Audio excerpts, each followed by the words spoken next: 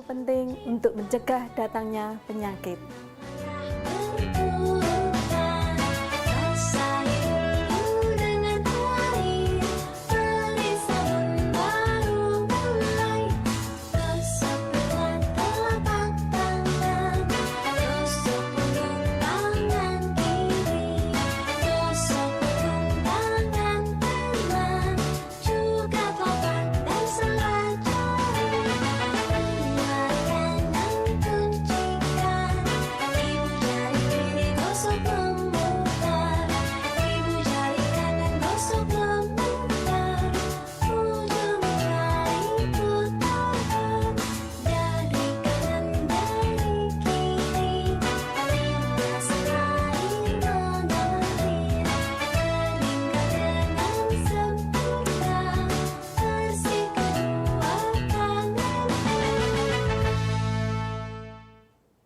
Mudahkan mencuci tangan? Dipersembahkan oleh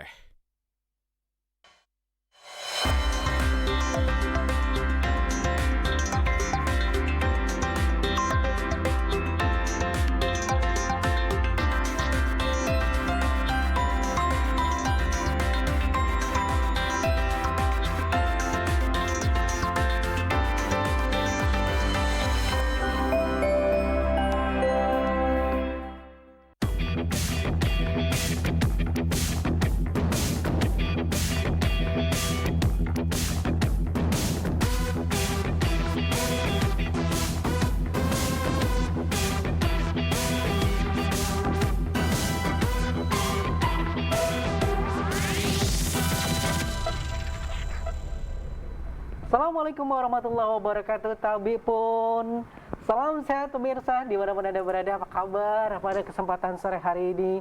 Semoga selalu sehat ya. Dan senang rasanya pada kesempatan sore hari ini kita kembali menjumpai pemirsa, tentu saja untuk berbagi informasi dan tips-tips bermanfaat untuk Anda semuanya seputar dunia kesehatan. Kita berjumpa di program SIP, sehat itu perlu SIP pastinya. Dan hari ini kita akan membahas satu topik yang menarik yang terjadi di sekitar kita. Pernahkah Anda mengalami bagian tubuh yang tidak bisa digerakkan? Nah, hari ini kita akan membahas tema kita yang tentang mendadak lumpuh. Jadi untuk Anda nanti bisa berkonsultasi lebih lanjut dengan dokter kita di line telepon interaktif kami di 0721 7624 194 atau di 0811 722 1207. Kita ingin menyapa dokter kita hari ini yang sudah hadir. Ada dokter cantik yang setia menemani kita selalu. Ada dokter Zam Zadaria, spesialis saraf. Halo dok. Halo, Daji, apa kabar? Sehat dok. Dokter makin ceria saja di wajahnya. Kita kan udah 60 tahun nggak ketemu. Awet muda ya dok ya. Baik, bersama dokter Zam hari ini kita akan mengupas tadi tema kita ya dok ya, tentang mendadak lumpuh. Nah ini untuk pemirsa nanti bisa berkonsultasi dengan dokter. Mumpung di sini konsultasinya gratis, tapi kalau ingin konsultasi lebih lanjut dengan dokter nanti juga bisa kunjungi dokter. Zam ini membuka praktek di Rumah Sakit Abdul Muluk, Advent dan Geraha Husada ya dok ya. Nah kita langsung saja ke perbincangan kita tentang mendadak lumpuh. Nah, ini topik yang sangat general. Iya. Kalau bilang mendadak lumpuh ini mau orang kaya, mau orang miskin, mau tua, mau muda bisa terjadi ya dok ya. Nah, sebagai awal mulai ini dok, sebetulnya apa yang disebut dengan mendadak lumpuh dan cirinya seperti apa dok? Ya. Jadi kalau mendadak lumpuh ya pasti artinya tiba-tiba yang tadinya bergerak aktif tiba-tiba terjadi hilangnya fungsi pergerakan, ya. Atau kalau di bagian saraf artinya fungsi motoriknya nih terganggu nih, ya. Nah, orang tiba-tiba lumpuh itu banyak penyebabnya ada Adi. Jadi bukan hanya satu penyebab. Orang kan kalau mikir, oh kalau lumpuh mendadak pasti stroke nih, gitu. Padahal banyak kasus penyakit yang sebenarnya bisa menyebabkan orang tiba-tiba mendadak lumpuh.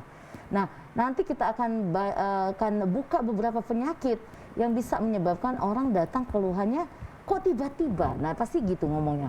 Tiba-tiba, nggak ada kabar, nggak ada berita, nggak ada keluhan sebelumnya, mendadak tiba-tiba ini nggak bergerak. Tiba-tiba tangan sebelah dan kaki sebelah kanan nggak bergerak. Tiba-tiba mulutnya mencong, lumpuh dia. Tiba-tiba tadi kita ngobrol sebelumnya jarinya tiba-tiba nggak bisa bergerak. Atau tiba-tiba lumpuh semua badan dari ujung kaki sampai ujung leher sampai leher, mendadak nggak bisa apa-apa. Jadi banyak penyebabnya. Nah, kalau itu harus kita kupas satu-satu jadi DAD. Jadi kalau yang disebut mendadak lumpuh itu bukan normalnya seluruh bagian tubuh tidak bisa bergerak, tapi Bukan. salah satu anggota Iya. bagian juga Iya. bisa disebut lumpuh ya? Iya. Apa saja daerah organ kita yang mendadak tiba-tiba terjadi gangguan fungsi motorik, ya. Badan kita ini kan semuanya bergerak, ya kan? Leher bergerak, ya. Kemudian tangan bergerak, kaki bergerak, jari bergerak. Nah, semua sistem motorik walaupun hanya kecil, ya. Nah, ini bisa terjadi kelumpuhan yang mendadak. Tergantung penyebabnya. Nah, ini yang akan kita bedah hari ini, ya. Kenapa sih orang bisa mendadak lumpuh? Apa kelainannya di mana, gitu, ya? Nah, mungkin yang pertama yang akan saya bahas adalah orang mendadak lumpuh bisa disebabkan karena satu gangguan saraf, yang kedua gangguan otot, ya, lumpuh ya. Jadi saraf atau otot ini. Kalau saraf bisa kelainannya di saraf pusat. Saraf pusat itu DAD otak sama saraf yang ada di tulang belakang. Itu saraf pusat namanya. Nah, tulang belakang itu kalau kita bilang kan sumsum tulang belakang. Betul. Nah, itu saraf pusat DAD, ya. Nah, kalau kelumpuhan yang saraf tepi itu berasal sumber awalnya dari mana? Yaitu yang akar saraf keluar dan menuju ke kulit-kulit. Ya, ke organ-organ tubuh. Baik tangan, kaki, badan, ya. Itu saraf tepi namanya. Dan dua lokasi saraf itu kalau ada kelainan, ya, ada yang bisa menyebabkan mereka mendadak lumpuh. Mendadak lumpuh. Ya, karena ada juga dia lumpuh tapi bertahap-tahap di dua lokasi tadi, saraf pusat maupun saraf tepi. Nah, ada juga penyebabnya kenapa orang mendadak lumpuh karena gangguannya di otot, ya, kelainan otot ada itu. Jadi bukan hanya saraf saja yang diserang, tapi otot juga bisa menyebabkan otot juga ya? bisa, ya. Nah, kalau otot salah satunya apa? Otot ini kan aktivitasnya gara-gara selain saraf yang berfungsi, juga karena ada zat elektrolit yang mengaktifkan otot, yaitu tadi kalium, kalsium. Nah, salah satu poin yang penting adalah kalium. Kalium kalau rendah, Dek, yang tadinya jalan, tiba-tiba deletok jatuh dia. Nggak bisa bergerak nih kaki. Atau ngangkat nggak ada kekuatan. Sangka orang stroke, ini stroke gitu kan. Hanya bawa ke UGD. Ya, anak muda. Umur misalnya cuma 17 tahun nih. Baru 17 tahun loh. Langsung dicari ini kenapa dia mendadak lumpuh. Kakinya, tangannya angkat tapi nggak ada kekuatan, ya, atau sama sekali betul tidak ada pergerakan. Pas dicek kaliumnya rendah cuma 1,5, mendadak orang lumpuh. Penyebabnya apa? Gara-gara kaliumnya rendah, ototnya tidak bisa kontraksi. Jadi bukan karena sarafnya. Nah, ini contohnya. Baik. Nah, nanti kita bedah. Ya. Nah, jadi ada macam-macam penyebabnya kalau lumpuh itu bukan sekedar hanya Stroke. saraf saja dan stroke saja, tapi karena gangguan otot kita yang tidak bisa berkontraksi dengan baik, itu Iya. bisa menyebabkan kelumpuhan juga. Lemes. Nah, ini biasanya paling sering itu diserang di bagian mana sih? Ya, kalau lumpuh mendadak yang paling sering ditemukan ya memang di otak penyebabnya, yaitu yang sering umum kita dengar stroke, ya. Yang paling sering menyebabkan kelumpuhan mendadak. Setiap kasus datang ini memang rata-rata karena stroke vaskuler. Jadi gangguannya pembuluh darah di otak tersumbat atau pecah, tiba-tiba pasiennya karena pecah sampai menyumbat mendadak, akhirnya daerah sistem motoriknya alirannya terhambat sehingga terjadilah gangguan fungsi saraf motorik, pasien lumpuh. Nah, itu paling banyak memang karena stroke. Sehingga image masyarakat secara umum kalau orang lumpuh pasti stroke, padahal banyak penyebabnya tadi. Ya. Nah, Dok, kalau stroke mungkin semua orang sudah memahami bahwa Ya. lumpuh total, Iya. lumpuh. Tapi kalau lumpuh yang sebagian, itu yang seperti apa, Dok, yang bisa membuat kita, oh ini lumpuh, Ya. yang harus kita lakukan seperti ini? Gitu. ya. Jadi gini, kita bedah dulu satu-satu. Kalau yang saraf pusat tadi, DAD, ya yang mendadak lumpuh karena saraf pusat, penyebab utama paling utama adalah stroke tadi ya, vaskuler, gangguan pembuluh darah di otak menyebabkan pasien lumpuh, mendadak sebelah badan, mendadak mencong mulutnya, ya, mendadak bicara cadel, ya, karena lumpuh lidahnya, karena lumpuh saraf wajahnya, karena lumpuh kaki dan tangan, ini karena stroke. Kalau itu udah semua umum orang tahu. Dan dicari ada penyebabnya, orang bisa tahu gejalanya apa. Ada faktor risiko, ada kencing manis, ada darah tinggi, merokok misalnya, kolesterol, ya, atau faktor kelainan darah, atau faktor gangguan anatomi di dalam pembuluh darah, di otak karena genetik, atau faktor-faktor risiko, tadi merokok dokter sudah sebut, obesitas, kelainan jantung. Nah ini faktor risiko kenapa orang mendadak menjadi stroke. Nah ini yang kita membedakan, oh ini stroke toh, karena ada apa? Ada faktor risikonya. Lumpuhnya beda, sebelah badan, ya. Bisa memang hanya wajah saja, mencong ke kanan, mencong ke kiri, kemudian tangan dan kaki tidak lumpuh, ya ini stroke juga. Apalagi kalau saraf wajahnya terlihat saraf pusat. Ini stroke, ditanya ada darah tinggi? Ada, oh jadi ini stroke. Ini stroke, ini lumpuh karena stroke. Nah yang kedua, lumpuh mendadak karena yang saya bilang tadi kelainannya saraf tepi, ya. Karena kalau ada lagi yang saraf pusat, kenapa orang mendadak lumpuh? Karena cedera kepala, ya, kebentur, atau kecelakaan, ya, kebentur kepalanya, akhirnya saraf pusatnya pecah pembuluh darahnya, atau tiba-tiba bengkak hebat, maka tiba-tiba lumpuh sebelah badan, mencong, sangka orang ini stroke. Padahal ditanya-tanya, kenapa Pak ini? Mendadak dokter, langsung mikir stroke. Mendadak dokter, kapan kejadiannya? Nggak ada luka-luka ya? Itu dok, tadi naik motor tertabrak. Oh, jadi ini karena cedera kepala. Jadi tetap saraf pusat juga, tapi penyebabnya cedera kepala.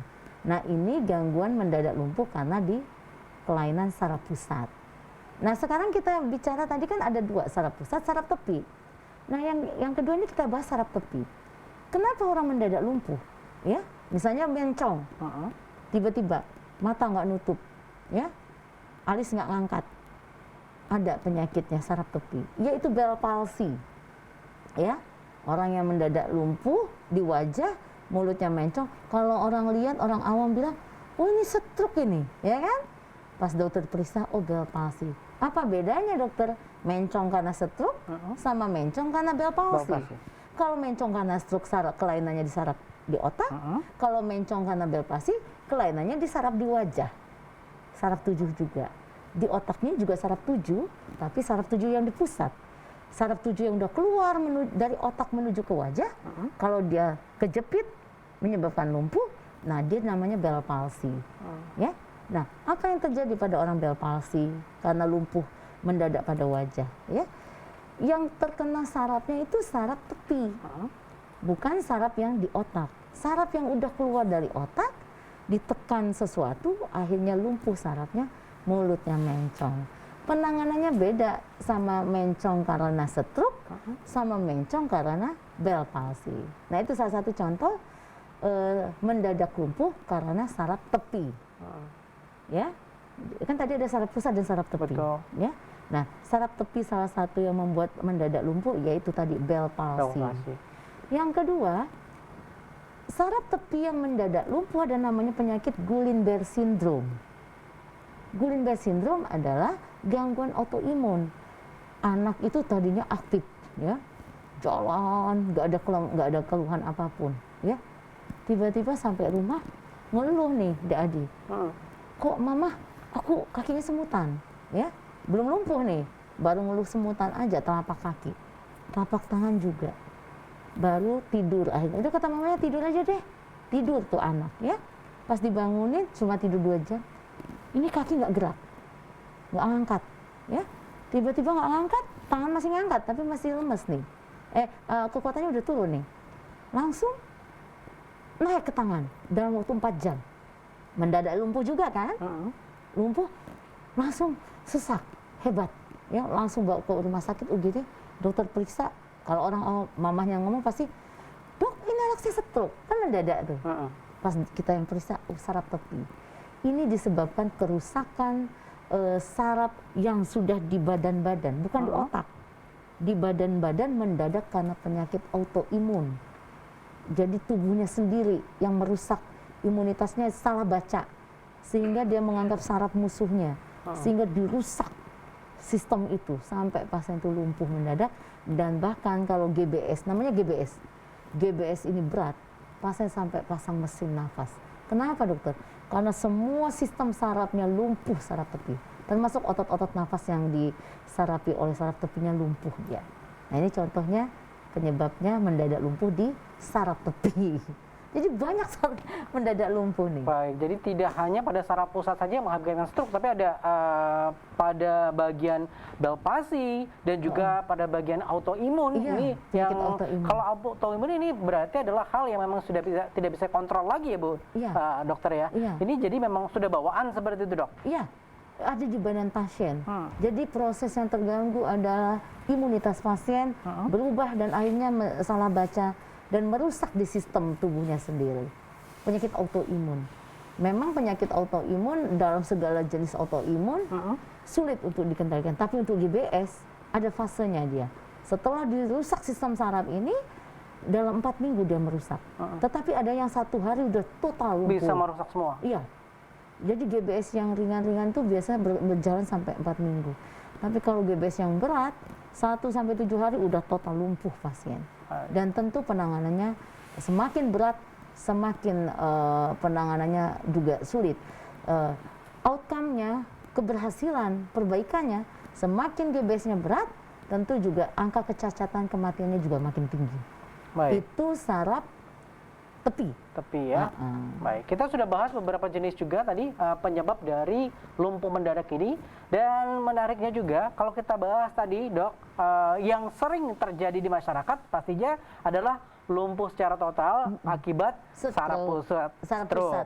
Nah, tapi ada juga beberapa bagian saya juga mengalami Dok, bagian saudara yang pernah terkena bel pasi saraf bagian muka. Nah, ini Dok.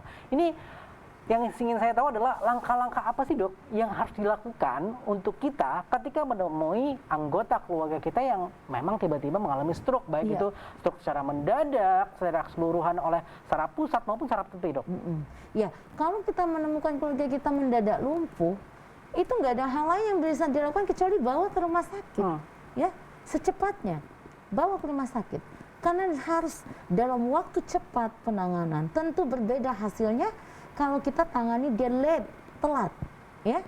Karena banyak kasus-kasus penyakit di saraf, ya, bukan banyak ya, hampir di seluruh sistem apapun, penanganan yang cepat dan tepat tentu akan menghasilkan perbaikan yang jauh lebih baik daripada dia ditangani dengan proses yang telat dan lambat, gitu. Jadi solusinya cuma satu, segera ke rumah sakit, gitu. Kalau untuk langkah-langkah medis sendiri Dok yang dilakukan untuk menangani masalah stroke ini Dok? Ya, kalau stroke penyebabnya, ya tentu di medis tergantung tipe stroke. Kalau apakah ini stroke perdarahan ataukah ini stroke sumbatan? Kan tipe stroke ada 2 nih, pecah pembuluh darah atau dia nyumbet nih. Dan fasenya 3, fase akut, fase pemulihan, fase ke depan mencegah jangan stroke lagi. Nah, dalam fase-fase ini betul-betul ya, masyarakat harus sabar menghadapi stroke. Ya, pada fase akut, fase baru terjadi, mau dia ringan, mau nggak ada lumpuh, cuma semutan sebelah badan misalnya, kalau kasus karena stroke, secepatnya pasien mendapat penanganan rumah sakit. Ini periode yang sangat bagus ya, segera ditangani pada fase akut. Tujuannya adalah pada penanganan fase akut, makanya wajib dirawat, walaupun dia ringan. Tujuannya adalah menjaga bagaimana pada fase akut stroke pasien tidak memburuk. Karena kalau lagi fase akut stroke itu Adi, itu fase di mana stroke-nya masih bisa memburuk. Tadinya masuk ke kita cuma semutan sebelah. Besok pas dirawat ini ngangkat tapi udah jatuh. Padahal dirawat loh ya. Ngangkat jatuh. Ya, padahal dia masuk ringan waktu datang ya. Hari ketiga cuma bisa geser, ya, padahal udah diobatin dalam penanganan rumah sakit. Hari keempat total nggak bergerak. Nah ini yang kita jaga. Jangan sampai pada fase akut pasien terjadi perburukan stroke. Ini tujuan kenapa fase akut stroke, walaupun ringan wajib dirawat. Nah setelah fase akut stroke selesai, itu 7 hari sampai 10 hari kalau dia tipe sumbatan, ya, karena 2 tipe ini beda. Kalau sumbatan di pembuluh darah di otak tipenya, maka fase akutnya 7 sampai 10 hari. Selama fase ini masih bisa nambah buruknya, makanya harus dirawat. Nah kalau perdarahan berbeda, dia 10 sampai 15 hari dirawat di rumah sakit, ya. Tujuannya sama dua-duanya, mencegah jangan terjadi perburukan stroke. Sehingga pada saat penanganan fase akut harus secepatnya diintervensi dalam pengobatan istilah saya konservatif, dengan obat-obatan, dengan perlakuan, dengan perawatan rumah sakit yang baik, ya. Nah, setelah fase akutnya lewat, nah baru kita bicara memulihkan, fase pemulihan. Nah, ini memang butuh waktu 3-6 bulan. Saya mudah-mudahan dengan ini bisa didengar oleh pemirsa ya TVRI, sehingga jangan bilang kok dirawat lumpuh keluar lumpuh. Betul. Memang butuh waktu, Dek Adi. Stroke itu mau pulihnya 3-6 bulan, ya. Caranya gimana, Dok, biar dia pulih? Dilatih, nggak ditunggu, nggak menunggu mukjizat dari. Ya harus dilatih. Dia lumpuh kan, latih, diaktifkan, digerakkan, exercise terapi. Ingat pemirsa, terapi exercise is the best, terapi terbaik dalam penanganan pemulihan stroke. Jadi berlatih, nggak ada istilahnya stroke fisioterapi di rumah sakit, nunggu sampai 3 jam antri, sampai ruangan cuman dilakukan tindakan fisioterapi sebentar, pulang ke rumah tidur. Not use, nggak ada gunanya. Yang harus dilakukan adalah melatih semaksimal mungkin. Setelah dapat pelatihan di rumah sakit, di rumah dilatih lagi. Jangan mengandalkan fisioterapi yang di rumah sakit saja yang cuma 1 jam, 2 jam. Sedangkan waktu begitu banyak untuk berlatih. Nah, apa gunanya kita antri sudah panjang, di rumah sakit ditangani baik, sampai rumah kita tidur, tidak melatih. Nah, itu pemulihan artinya butuh waktu 3-6 bulan, dan catatan 6 bulan tidak pulih sempurna, itulah cacatnya. Itu memang cacatnya ya. Iya. Artinya penanganan pertama pada pasien terkena stroke adalah untuk meminimalisir dan menangani agar tidak terjadi perburukan kasus stroke-nya lebih parah lagi, gitu ya, Dok ya. Iya, betul. Nah, jadi kalau dibawa nanti berpikirnya harus sembuh langsung gitu. Oh iya, Bukan gitu kan. Itu, Dek Adi. Mudah-mudahan dengan acara edukasi ini masyarakat di rumah paham. Jadi jangan tidak sabar akhirnya bawa ke alternatif sini, betul. bawa ke dukun Nah, sini. itu Dok yang saya tanyakan, Dok. Ini kasus di masyarakat, apalagi masyarakat awam, Dok. Kan seringnya, apalagi kalau yang kasus ini, Dok, saraf yang belpasi, Dok. Nah, ini seringnya kan sudah tidak bawa ke dokter, cukup dirawat di rumah dan pakai dipijit. Ini seperti apa, Dok? Ini masalahnya kan dengan saraf, Dok. Iya. Apakah pijitan, refleksi terhadap bagian-bagian tubuh yang mengalami kelumpuhan disarankan atau tidak, Dok? Iya. Nah, jadi kalau pada kasus apapun lumpuhnya, ya, gangguan motorik, pemulihan tadi kan butuh waktu dan proses dan ada waktunya, tergantung penyakitnya ya, tapi ya. Nah, jadi pada saat proses yang utama adalah exercise terapi dilatih, ya. Yang lumpuh itu digerakkan, yang mulut mencong betul digerakkan juga, kita gerakkan juga, kita aktifkan dia, misalnya tadi bel palsi, ya. Jadi jangan menunggu. Setelah digerakkan, misalnya, Dok, refleksi boleh, bagus. Akupuntur boleh, bagus, ya. Kalau fisioterapi yang di rumah sakit, yang di sinar-sinar, boleh, Dok, boleh, bagus. Apa saja silahkan, ya. Tetapi tentu pada orang yang tepat, pada lembaga layanan kesehatan yang tepat. Jadi jangan sampai kita bilang ke orang pinter misalnya, kan ada istilah orang pinter, ya. Dok, saya bawa ke orang pinter, sudah itu meninggalkan medisnya, ya. Sebenarnya kalau di orang pinter di exercise, di pijat-pijat, it's okay, enggak apa-apa. Ya, nggak apa-apa, memang boleh-boleh saja. Tetapi yang terbaik tentu ditangani oleh orang-orang yang berkompeten untuk dalam penanganan kasus yang tadi kita sampaikan. Gitu loh, Dek Adi. Baik, itu dia ya untuk pemirsa. Dan kita berikan kesempatan pemirsa juga untuk bergabung bersama kami di line telepon interaktif 072176241194 atau di 0811722212. Kita nanti akan berikan kesempatan pemirsa untuk konsultasi langsung dengan Dr. Zam. Untuk Anda yang punya keluhan atau anggota keluarga yang pernah mengalami kelumpuhan mendadak atau sebagian, nanti kita berikan kesempatan untuk bergabung. Silahkan bisa menghubungi kami langsung di line telepon kami 072176241194 dan di 0811722107. Nah, kita nantikan kebersamaan Anda. Saya tertarik jadi membahas masalah, Dok, ada penyakit-penyakit yang bisa menjadi penyebab yang namanya kelumpuhan mendadak. Mendadak. Nah, ini penyakit-penyakit apa saja yang memang harus kita waspadai, Dok, Ya. untuk kita supaya tidak terjadi kelumpuhan mendadak pada diri kita. Ya, jadi gini tetap saja ya apa penyebabnya lumpuh mendadak ini kita gali. Kenapa orang mendadak lumpuh? Kalau dia stroke penyebabnya ya tentu diwaspadai faktor risiko penyebab stroke harus dikendalikan. Jadi kalau misalnya dia punya darah tinggi, kencing manis, kolesterol, perokok dan sebagainya kita kendalikan agar tidak terjadi stroke, agar tidak terjadi yang tadi mendadak lumpuh, ya, agar tidak terjadi penyakit-penyakit yang kita tadi sampaikan untuk kasus stroke-nya. Kalau misalnya Bell palsy, ya, wajah yang mendadak lumpuh karena saraf tepi, ini nggak bisa disiasati, ya, karena dia mendadak dan tidak ada faktor risiko yang bisa dikendalikan biar jangan Bell palsy, ya. Karena Bell palsy ini penyebabnya juga beragam. Dan sampai detik ini belum ada teori yang menunjukkan kepastian kenapa orang dapat Bell palsy. Teori yang banyak ada, tapi bahwa teori yang ini yang pasti penyebabnya nggak ada. Nah jadi nggak ada yang mengantisipasi biar jangan kena Bell palsy kita harus gini-gini, nggak ada. Tapi tentu pola hidup sehat tetap harus kita lakukan, ya. Nah untuk Bell palsy hoax yang bilang kalau kita kena AC dingin, ya. Kemudian naik motor kena angin kenceng jadi lumpuh mendadak di wajah. Nah itu yang hoax yang harus kita hilangkan, ya.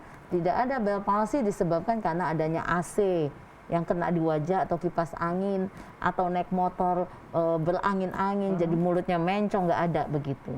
Bell palsy saraf 7 di wajah tertekan oleh sesuatu, salah satunya adalah pembuluh darah menekan dengan berbagai penyebabnya. Kenapa dia terjadi penekanan? Satu, bisa ada infeksi di wajah, sakit gigi, sakit telinga, sakit mata, kecuali sakit hati ya. Itu bisa membuat pembuluh darah ini akhirnya vaskularisasi pembuluh darah di wajah meradang karena proses itu dan akhirnya menekan pembuluh darah saraf dan akhirnya Bell palsy, ya. Yang kedua bisa karena ada faktor risiko punya darah tinggi, kencing manis, kolesterol, ya, atau merokok. Dia juga bisa menjadi faktor risiko kenapa orang kena Bell palsy. Kemudian ada juga karena tumor tumbuh, ya, di sekitar wajah atau di sekitar leher ke atas menekan saraf yang 7 lewat, akhirnya dia Bell palsy. Ada juga orang Bell palsy karena cedera, kebentur, akhirnya mulutnya mencong. Itu bisa terjadi juga ya, Ya. Dok? Baik. Nanti kita bahas lebih lanjut lagi, Dok. Saya juga tertarik bagaimana orang gemuk bisa beresiko lebih besar terkena masalah mendadak lumpuh ini. Nanti kita bahas lebih lanjut. Kita akan kembali setelah informasi berikut ini. Tetap bersama kami di SIP. Sehat itu perlu, SIP pastinya.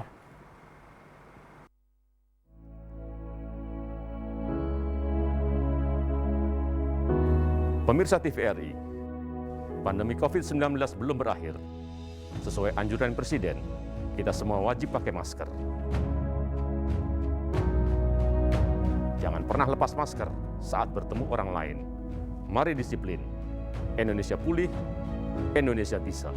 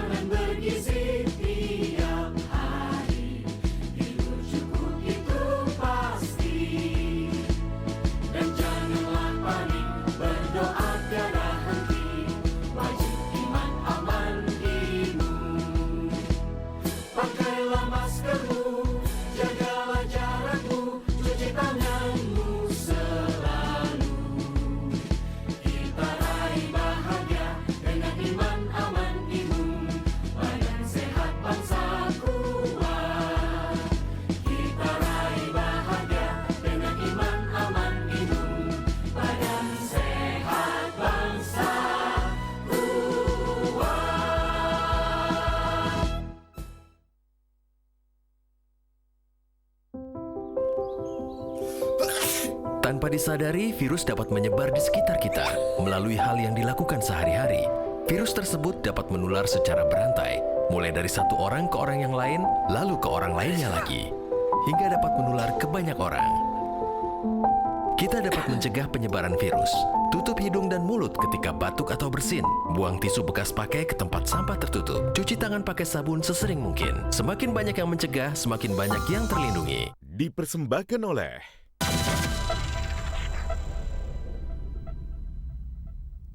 Baik pemirsa, kembali lagi masih bersama program Sehat Itu Perlu Sip pastinya. Dan kita masih membahas tentang tema kita yakni mendadak lumpuh bersama Dr.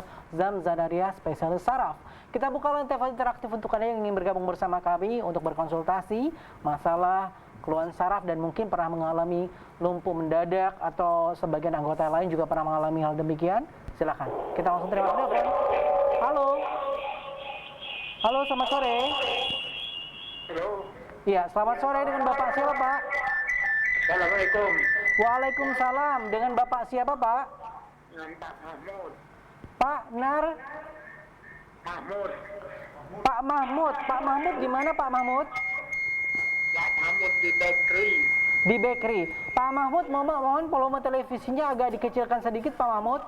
Iya, dan belum saya jadi remote-nya dulu. Iya, supaya komunikasinya lancar, kecilkan sedikit atau Pak Mahmud agak menjauh dari pesawat televisinya. Udah bagus enggak itu, Pak? Baik, sudah. Pak Mahmud, ini ada keluhan apa? Langsung ke dokter kita, Dokter Zam. Silakan. Ya, terima kasih.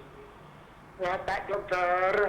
Iya, Pak Mahmud, Mau silakan. nanya, Bu, ini. Iya, silakan.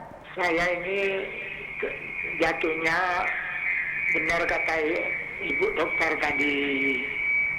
Saya punya keluhan itu sebelah kiri saya ini. Tadinya sehabis sholat saya pulang dari itu habis isya itu saya pulang ke rumah sekitar jam 10. Saya itu memang keadaan sedang saya belum makan itu, Bu. Ya. Iya, Nah, jadi kelesuan saya tuh mungkin, Bu. Jadi saya nyuruh istri saya beli susu encer itu, Bu, yang kalengan brand itu. iya, Langsung saya minum, Bu. iya. Saya minum satu kaleng, udah. Saya itu tidur nggak makan lagi. Sudah itu pagi-paginya, Bu, kaki saya benar kata Bu dokter tadi nggak bisa diangkat. Sampai sekarang ini juga, tapi alhamdulillah, Bu, ya, waktu saya kerjain sholat saya duduk. Sekarang alhamdulillah sudah bisa berdiri, tapi masih kakinya kayak goyang gitu. Tangannya. Nah, sudah itu saya nih terus terang aja gitu, Bu, ya. Ada plek juga, Bu. Plek Kolesterol. ini, ya, paru-paru, Bu. Oh, paru. Oh, paru-paru. Itu, ya. Jadi saya ini mau berobat ini mau makan apa? Apa makan obat itu dulu, baru dulu. Apa makan obat stroke itu obat apa, Bu? Tapi saya nggak pernah ke dokter, Bu. Oh, Baik. iya. Iya, sebab Pak. jauh saya di kampung. Iya, iya. Pak Mahmud, udah berapa lama keluhannya? Keluarnya ini udah lama, Bu. Udah berapa tahun? Hampir 2 tahun ini, Bu. Oh iya, ada darah Hampir 2 tinggi? tahun ini, ya. Asalnya gini, Bu. Waktu itu kan saya jatuh dari jatuh dari menering alam rumah, Bu. Iya. Alam rumah. Bukannya saya itu ditimpa, Bu. Oh iya. Sudah benar kata orang sudah ditimpa tangga itu ya benar gitu. Iya, Ya, ada. asalnya dari situ. Iya, iya. Pak Mahmud ada darah tinggi? Saya punya gula darah. Oh, gula darah, Gula kecil darah. manis Gula darah, ya? tapi bukannya keturunan, Bu. Iya. Pola makan, ya. Iya, iya. Iya.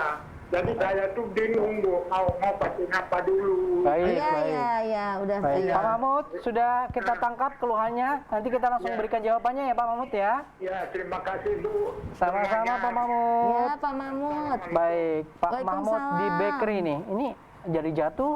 Akhirnya tadi permasalahan kita sudah disampaikan dok Iya. dengan punya keluhan juga beberapa penyakit lain. Iya. Ini konsumsi obatnya harus seperti apa? Iya, mana duluan Nah, gitu dok, ya. silakan, dok. Ya, Pak Mahmud, jadi kalau ngedengar cerita bahwa ini memang sudah bekas stroke ya, karena kejadian sudah 2 tahun yang lalu. Jadi pada kasus orang yang pernah kena stroke disebut bekas stroke kalau fase akut sudah selesai ya, kemudian fase akut itu tadi dokter bilang sekitar 2 minggu ya, dan kemudian proses pemulihan 6 bulan. Nah, 6 bulan selesai masih ada gangguan fungsi, maka itulah sisanya cacat stroke-nya ya. Artinya cacat stroke yang kaki sebelah kiri tidak kuat, masih goyang-goyang, ya itulah bekasnya, sisanya. Nah, tapi jangan putus asa, walaupun kata dokter itu sudah sisa dan cacat dan bekas, tetap dilatih, digerakkan, diaktifkan. Bukan akan sembuh sempurna seperti sedia kala, tetapi kita harapkan dengan pergerakan yang aktif itu ototnya masih tetap bagus, tidak mengecil. Yang kedua, dia lebih lentur dan tidak kaku. Itu tujuannya setelah 2 tahun kena stroke ya. Artinya yang sebelah kiri sudah bekas, sudah sisa. Nah, PR-nya sekarang jangan mikirin yang sudah bekas. Bekasnya tetap dilatih, tetap diaktifkan, tetap digerakkan, tetap dibawa bergerak dan bekerja ya. Tetapi yang kita berpikir ke depan adalah bagaimana Pak Mahmud tidak stroke lagi. Karena ancaman stroke berulang akan terjadi kalau penyebabnya tidak diobati, tidak dikelola. Kalau dokter tangkap, ini faktor risiko utamanya adalah karena kencing manis. Jadi kencing manis memang faktor risiko besar untuk kasus terjadinya stroke. Oleh sebab itu, Pak Mahmud tetap konsultasi ke dokter untuk mengevaluasi gula darahnya. Kalau memang gula darah tidak terkontrol, harus kita kontrol Pak Mahmud agar tidak berulang lagi stroke-nya, dan tetap minum obat anti sumbatan. Kalau dokter dengar cerita ini emang anti sumbatan. Ini sumbatan tipe stroke-nya. Jadi juga selain mengontrol penyebab, juga kita minum pencegahan, salah satunya adalah minum pengencer darah seumur hidup biar jangan berulang lagi stroke-nya. Nah, tadi dokter duluan minum obat paru apa minum obat stroke gitu ya. Nah, soal stroke harus konsultasi ya untuk mencegah jangan berulang tadi, gula dikendalikan, minum anti sumbatan atau pengencer darah, ke dokter nanti konsultasi. Nah, untuk penyakit parunya yang lagi dalam pengobatan ya, tidak ada yang boleh dipilih duluan mana. Kalau penyakitnya 3, 3-3-nya harus ditangani. Penyakitnya 5, 5-5-nya harus diobati. Karena kerja obat dalam penyakit 5 ini berbeda-beda kerja obatnya.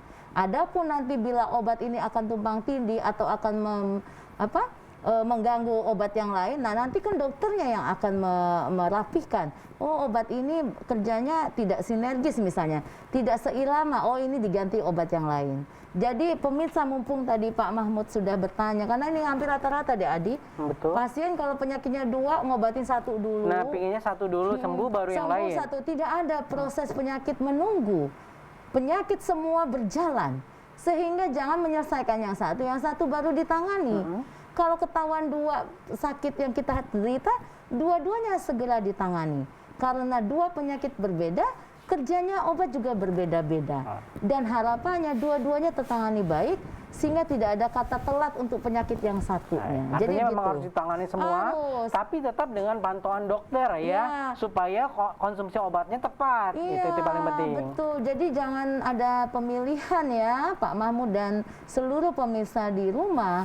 Jangan bilang saya memilih penyakit ini dulu, baru saya tangani ini. Ini sudah tertangani, tetap cacat. Yang ini paru-parunya ditinggalkan, nggak diobati, telat penyakit parunya. Baik. Nah gitu ya, jadi sama-sama ya. Itu dia penjelasan untuk Pak Mahmud di bakery ya Pak Mahmud. Tetap konsumsi obatnya dan yang pasti selalu berlatih untuk bisa kembali mempertahankan kesehatan sarafnya Pak Mahmud ya, supaya tidak terjadi gangguan stroke kembali. Dan kita berikan kesempatan yang lain ingin bergabung kembali, kita buka line telepon interaktif 07217624 atau di 081172211207 untuk kembali berkonsultasi dengan dokter kita, Dr. Zamzan Alia, spesialis saraf. Masih membahas tema kita tentang mendadak lumpuh. Jika Anda punya keluhan seputar saraf maupun pernah mengalami kelumpuhan, baik itu seluruh anggota bagian tubuh atau sebagian, silahkan bisa konsultasikan dengan kami kembali langsung di line telepon. Dan kita ingin menyinggung kembali, sudah ada yang bergabung ya sepertinya. Kita sambil menantikan kebersamaan pemirsa, kita membahas lagi dok untuk bel pasti tadi dok. Oh, iya. Ini bel pasti ini kasus yang banyak juga terjadi di masyarakat dok. Iya. Ini bel pasti ini sebetulnya penanganan bel pasti ini sendiri harus seperti apa sih dok? Ya, jadi kalau sudah mengalami tiba-tiba mulut mencong, ya kan nggak tahu penyebabnya apa. Betul. Apa ini stroke, apa bel palsi, segera langsung konsultasi, jangan menunda. Khusus untuk kasus. Oh ada yang ini? Sudah ada yang bergabung kembali dok. Kita coba terima telepon. Halo. Halo, Assalamualaikum. Waalaikumsalam. Dengan Bapak siapa ini Pak? Oh, saya ini dari Lampung Selatan. Iya Bapak siapa Pak? Oh, Pak Hadi. Bapak Hadi ya di Lampung Selatan. Iya. Pak Hadi usianya berapa Pak Hadi? 61. 61. Ini keluhannya seperti apa Pak Hadi? Ini sudah 6 tahun tidak bisa jalan. 6 tahun. 6 tahun tidak bisa jalan Pak Adi, itu kakinya saja atau tangannya juga bermasalah? Kakinya saja dari pinggang ke bawah. Oh iya, udah itu dua-duanya ya? Ya, dua-duanya. Tidak bergerak sama sekali atau masih bergerak tapi lemah? Masih bisa bergerak juga. Kalau berdiri masih bisa, tapi pegangan. Iya. Udah 6 tahun. Belum ya, pernah yang dirasa ini semutan, baal, bukan tebel. terus selamanya. Iya. Panas kayak cabai-cabai nggak Pak Hadi? Enggak ya. Kalau keran kencang? Gimana? Keran kencang-kencang, ketarik? Ya, kalau digerak agak ini keras ya. Iya. Kurang lentur. Buang air besar, buang air kecil bisa? Kurang lancar. Kurang Kalau buang air lancar. besar juga ya bisa, tapi kurang lancar. Kalau buang air kecil? Sama juga kurang lancar. Oh iya, ya dokter udah menangkap ini. Ini penyebab awalnya seperti apa? Awal mulanya Pak Hadi? Awal mulanya Sakit ini pinggang ya? urat itu semuanya naik Iya. ke atas. Iya, ngerti dokter. Belum pernah berobat Pak Hadi? Sudah, tapi sudah lama. Nggak konsultasi Kita 5 lagi tahunan ya? nggak pernah ke dokter. Iya, 5 tahunan. siap. Baik Pak Hadi, kita langsung jawab pertanyaannya ya. Oke, mari. Baik, Ya. terima kasih Pak Hadi. Baik, ini Pak Hadi Lampung Selatan. Dokter udah kebaca nih Iya, polanya seperti apa nih. iya, Ini dokter yang, udah yang jadi curigai. masalah adalah 5 tahun tidak 5 konsultasi lagi dok. tahun, Silakan. Iya. Pak Hadi, kalau dengar cerita ini saraf kejepit Pak Hadi di tulang belakang ya. Saraf kejepit di tulang belakang, di tulang ekor. Maka keluhannya kenapa jepitannya di tulang belakang ekor kok keluhannya ke pantat, ke paha, ke betis, ke ujung kaki, nyeri menjalar, diikuti nyeri saraf tadi, semutan, baal, tebel, kram, kenceng, diikuti kelemahan, jadi artinya ada gangguan motorik tadi, gangguan saraf motorik, saraf bergerak, kena juga gangguan saraf rasa, sudah kena juga gangguan saraf otonom, yaitu buang air besar kecil terganggu, maka ini saraf kejepit sudah kena daerah saraf pusat di tulang belakang tapi lokasinya, bukan di otak. Jadi yang di sini, di ekor. Ya. Nah, kalau sudah 5-6 tahun terjadi, ya, bahwa ini saraf terjepit, maka target pengobatannya adalah bagaimana saraf kejepit ini tidak tambah buruk.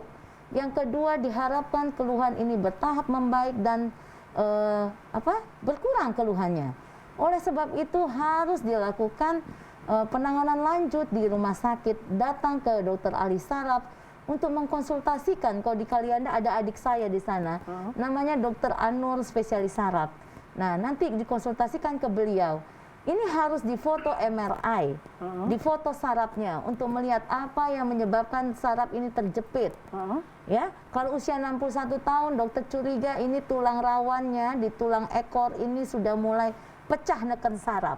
Masih ada peluang untuk bisa pulih berjalan, Dok? Iya, HNP ini soal pulih berjalannya kalau walaupun sudah 6 tahun ya, ini kan masih bisa sebenarnya, tapi pegangan katanya. Artinya PR kita gimana caranya yang pegangan ini jangan sampai lumpuh total. Artinya jangan sampai memburuk gitu. Dan berharap setelah dapat penanganan nanti ketemu bahwa betul ini saraf terjepit dan akhirnya ketemu penyebabnya, oh ini HNP.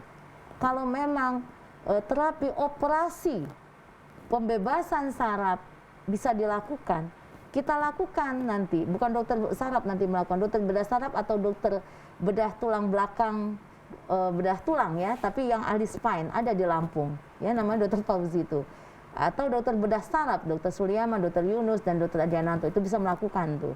Nah setelah pembebasan saraf terjadi, tidak langsung serta-merta kaki kuat kemudian bisa berjalan. Saraf butuh pemulihan, ya. Apalagi ini sudah usia 61 ya, tentu harus sabar ya. Tetapi target yang pertama tadi saya bilang, targetnya adalah tidak memburuk. Karena endingnya setelah kaki lemah walaupun bisa berjalan, nanti masuk fase kaki tidak ada kekuatan sama sekali atau lumpuh. Nah, apa yang harus dilakukan sebelum tindakan tadi kita lakukan? Biar tidak tambah buruk, nggak boleh diurut tulang ekor itu, karena makin terjepit nanti sarafnya. Tidak boleh jatuh terduduk, ya nggak boleh jatuh keretok gitu, zut makin terjepit, tek langsung, plus lumpuh total. Tidak boleh angkat berat, ya mungkin Pak Hadi tidak ngangkat-ngangkat lagi ya. Tidak boleh gendong, nggak boleh jongkok, nggak boleh bungkuk. Pakai korset, ya, stagen, korset. Biar stabilisasi tulang belakangnya. Bukan biar sembuh, biar jangan tambah buruk poinnya, ya.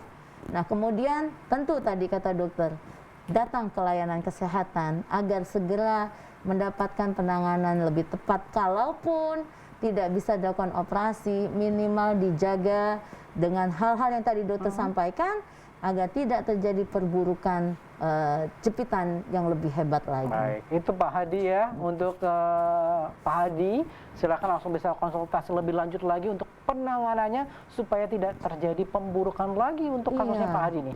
Dok, saya tertarik tadi dok, pertanyaan saya terkait dengan peluang bagi mereka yang punya berat badan lebih, obesitas ini dengan kaitan lumpuh mendadak, dan satu juga dok, untuk mereka yang aktivitasnya terlalu berlebihan, apakah bisa terkena juga dok serangan lumpuh mendadak dok? Iya.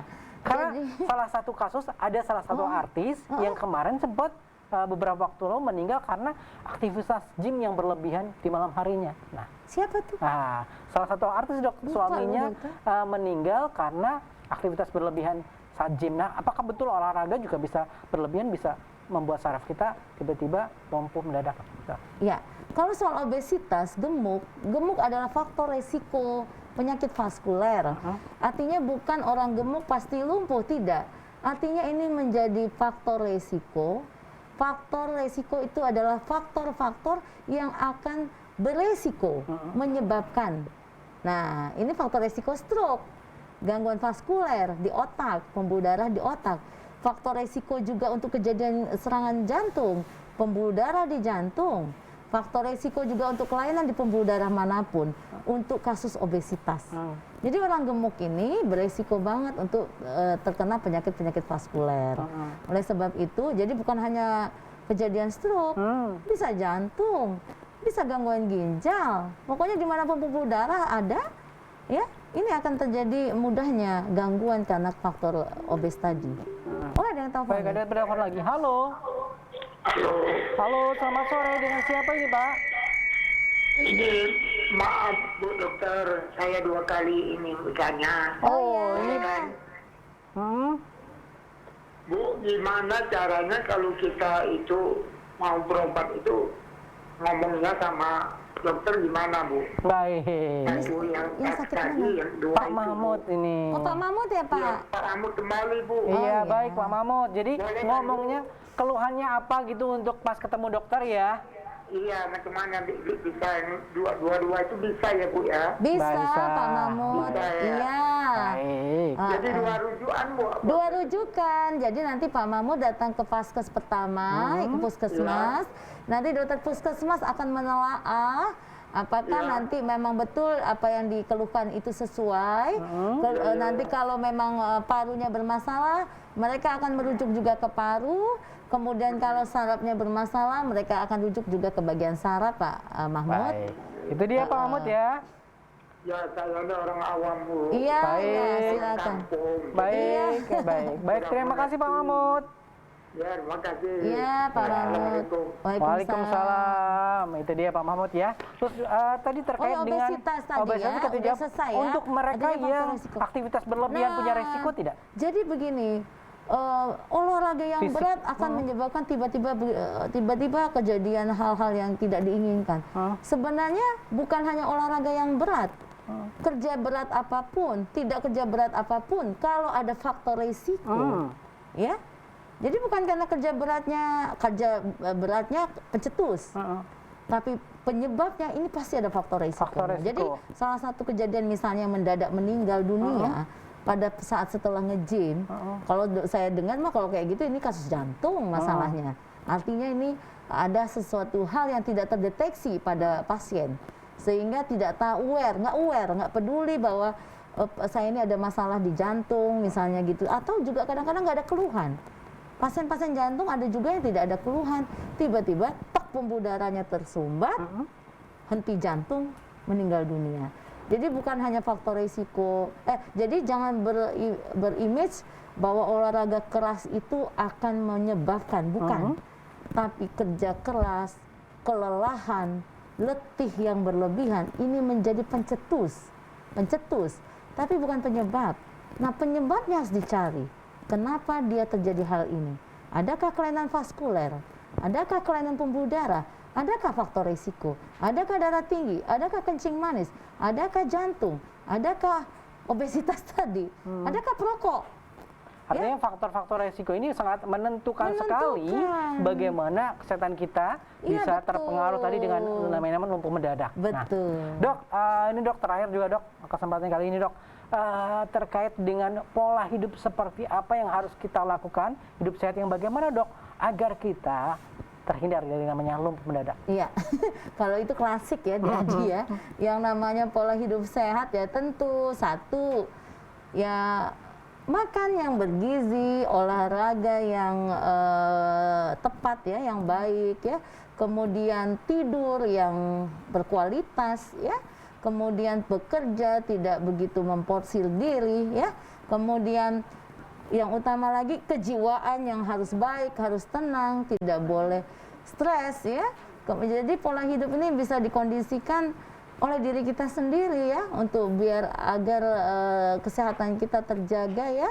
Dan yang utama adalah harus mengenali diri, ada masalah apa di tubuh kita. Adakah faktor resiko yang menyebabkan ada gangguan-gangguan yang akan terjadi di tubuh kita. Itu yang harus menjadi perhatian khusus bagi kita. Nah itu dia ya. Jadi memperhatikan kesehatan kita itu sangat penting. Ya. Apalagi yang namanya mendadak lumpuh itu bisa terjadi pada siapa saja, usia berapa saja ya Dok ya. Tergantung takdir.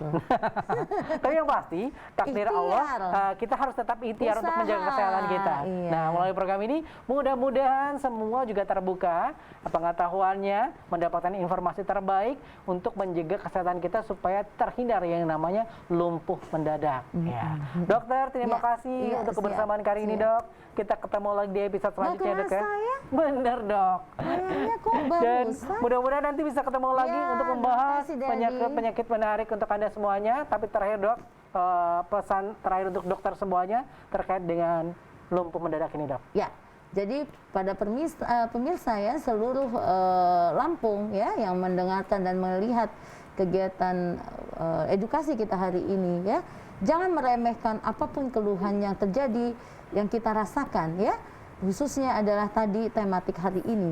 Bila ada kelemahan di sistem tubuh kita, dimanapun lokasinya, segera konsultasikan ke rumah sakit. Mungkin itu saja. Baik, itu dia ya. Penanganan terbaik untuk yang mengalami lumpuh mendadak adalah melalui pengetahuan terbaik, yakni lewat dokter. Dan selanjutnya, terapi lebih baik untuk membuat kita semakin sehat dan terhindar dari kelumpuhan yang lebih parah. Itu dia. Dok, terima kasih sekali lagi dan terima kasih untuk segenap pemirsa yang sudah bergabung bersama kami dan menyaksikan acara kami juga. Tak lupa juga kami menyampaikan pesan terbaik untuk Anda semuanya untuk selalu menjaga protokol kesehatan dengan selalu menggunakan masker, mencuci tangan dengan air mengalir dan menggunakan sabun, dan menjaga jarak minimal 1 meter, mengurangi aktivitas mobilitas kita di luar rumah, serta menjauhi kerumunan. Sampai jumpa di program SIP selanjutnya. Salam sehat selalu. Wassalamualaikum warahmatullahi wabarakatuh. Sehat itu perlu, SIP pastinya.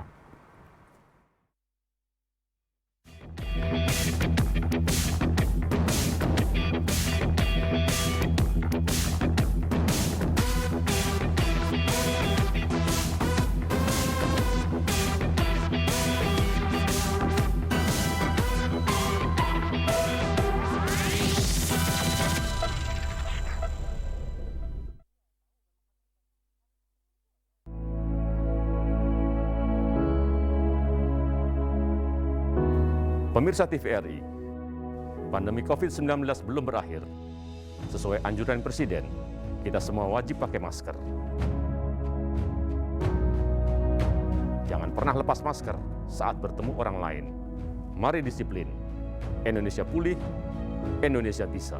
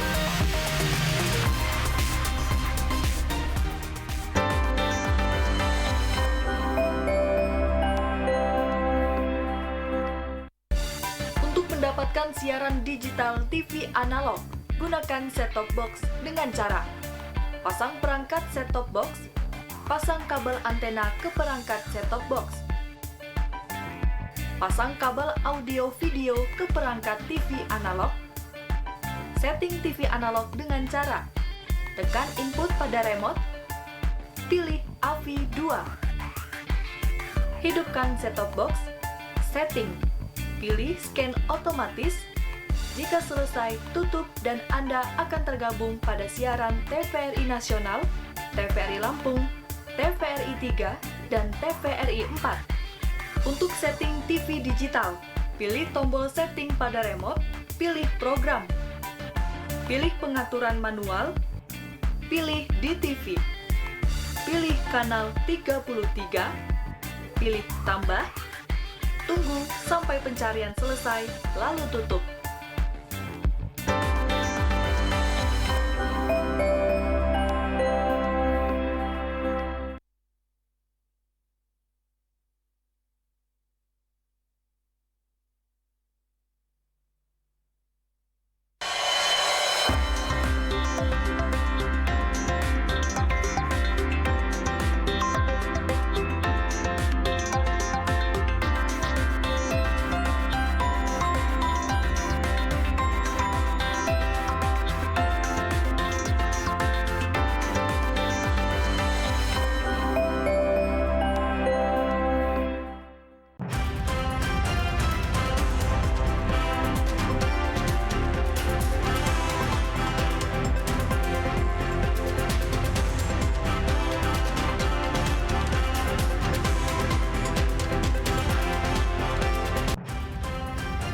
PT Inti Santosa Alam Bahtria hangus terbakar saat hendak sandar di Pelabuhan Panjang, Bandar Lampung. Dinas Kehutanan Provinsi Lampung di tahun ini menemukan 22 kasus